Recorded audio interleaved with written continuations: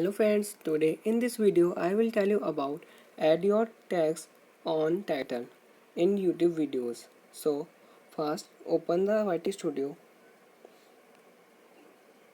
then click on any video which you want to add tags. I have selected this video. Now go to the edit option. This is the edit option. Then click on the description box. This is the description box.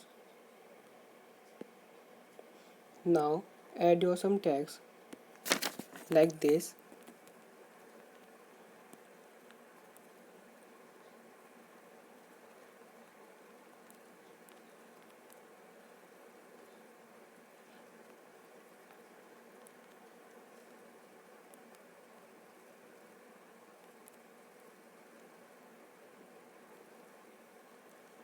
Then go back.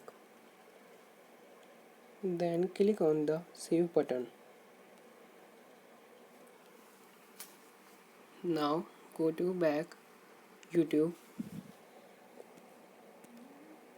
and go to your channel and click on the video which you want to add. Now my tags will appear on the title. This is my tags.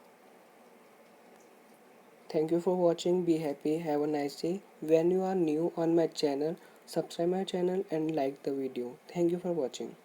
Bye bye.